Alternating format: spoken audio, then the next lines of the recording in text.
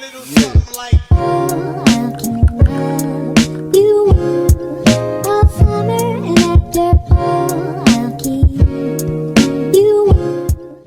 Hello, Literates. I'm brittwriterly, and welcome back to Writer's Ambition. For those of you who've been here since episode 1, you're a real one. And for those of you who are just finding my humble channel, welcome. We hope you stay a while. Okay, so first things first, because I'm probably not going to do its own video, I may do a live, but honestly, since it's the end of the month, near the end of the month, that's as likely as not. So in case I don't do any other video to acknowledge it, this is my 2-year booktube anniversary. AuthorTube anniversary is in like August, I feel like, but I think I started my booktube in July. And even though this is more of an AuthorTube video, I'm just gonna say that here.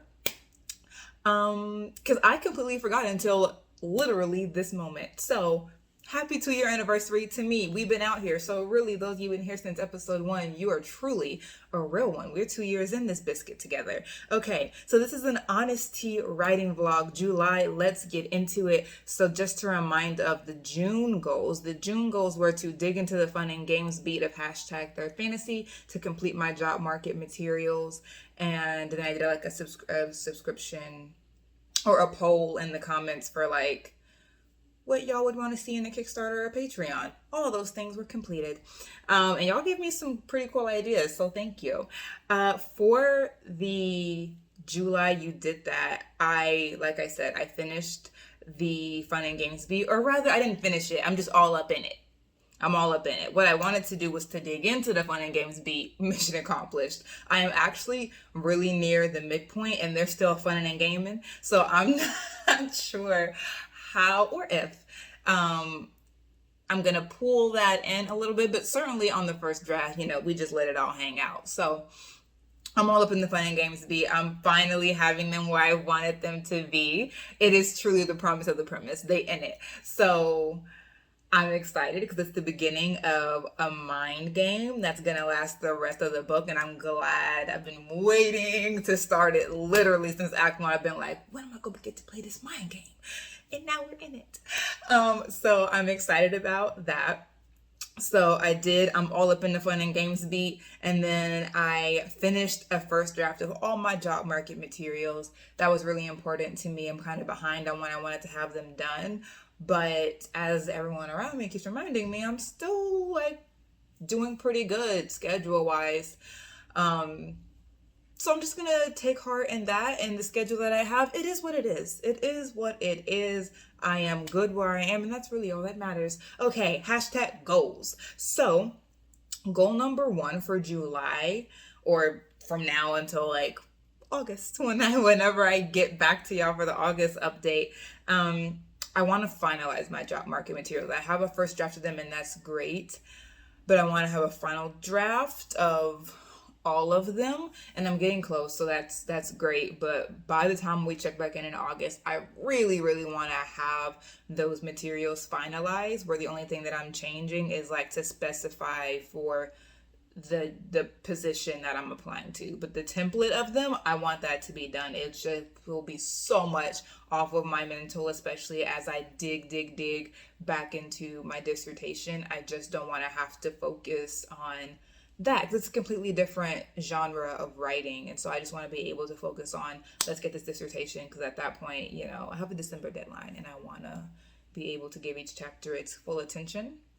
But I will probably talk about that more in August. For now, job market stuff. So I'm trying to finalize that between now and the end of August. So that's goal number 1. Goal number 2, I want to get to the midpoint of #3rd_fantasy. Now, am I kissing the midpoint right now? Yes, I am. But see goal 3. I want to revise the first 50% of #3rd_fantasy for some important changes. Number 1, some power types, because never was I really just like in awe of the power of really any of these girls. And I just had like a moment, a few, maybe it was last week even, I was like, oh, what if I changed it like a little bit? And then it was like this. And I was instantly like, that's it. So I just went ahead and kept writing and sort of like started the changes where I was, which is fine. But I think the midpoint is a good place to just like put the car in park and back up and see like, okay, what have we done, and what like, if anything, are these changes that I make gonna affect the rest of it? Because if they are, yes, drafting is the fun time where you can just do whatever you want to. But for the sake of revision, Brit, who honestly has been put through so much, I just want to pause and at the 50% mark, go back and say, okay, these changes that I want to make to the powers, how is that gonna change? Not the plot, but just how the character expresses herself. So, for instance, and these are not her powers. But for instance, if you have someone whose power is impacted by the sun, if someone's power is given by the sun, then they would probably react to things based off of that power, right? So like when they are angry, they would be described as like hot, like really hot, or like flaming mad, rages like fire. If their power was powered by the moon, then their anger might show up in a more understated fashion, like maybe more like not repressed, because the moon is expressive and it controls the tides, but their anger would be more understated and more difficult to discern until the tides start shifting, right? So like, if I was going to change my character's power from sun oriented to moon oriented, then the way that she expresses all of her emotions would just be different. And I would want to sort of have some practice time of like what those changes would look like before I start just drafting when I'm just like flowing. It's difficult to flow when you make a change and you're not really sure how it's gonna affect things. So one change I want to make to the first 50 is changing the power types, and then the second change is giving the character more initiative. I've said hashtag third fantasy is a very, very fun. It's fluffy. It's family also, and so one of the things is, you know, parents, especially Black parents, don't just be out here having no clue what their kids are doing, especially if you are in a two-parent home where the mom is not a stay-at-home mom, but like she can work from home essentially, and often does, because the nature of her work is more towards home, or like the mother is like owns an apothecary and her garden is in the backyard. Okay, she don't really have to be away from home all the time. She's usually there when her daughters go to school and come home. So you coming and going with no accountability or explanation is not a thing, right? And you going through all these emotions and your mom and dad not coming being like, what's up? Also not a thing, especially for like the plot and premise of the book. The family is very close and they do a lot of things together. And so I love that.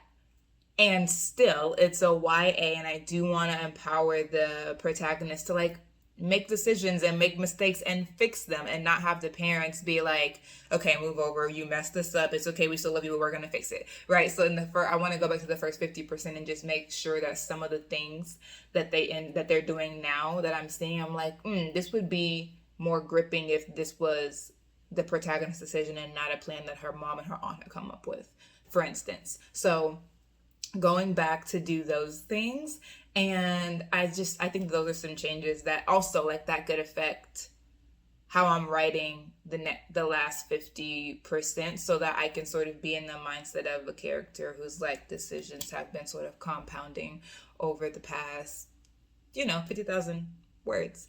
So those are the two major changes I want to make to hashtag third fantasy in the next month or so.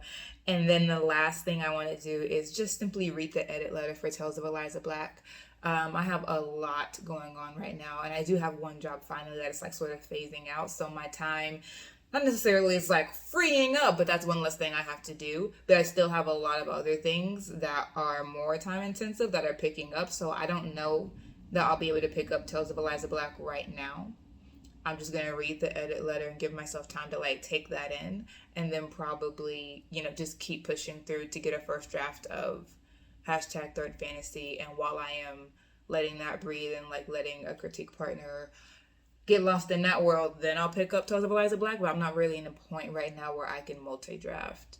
So I won't, because I don't need any more stress. I'm already writing like a huge project, i.e. my dissertation, that thing. So I don't really need to pick up. I'm already multi-drafting then, so I don't need to pick up like a third project. So I'm just gonna let Tales of Eliza Black continue her rest, but I'm gonna read the edit letter to sort of start thinking about how I wanna incorporate those changes.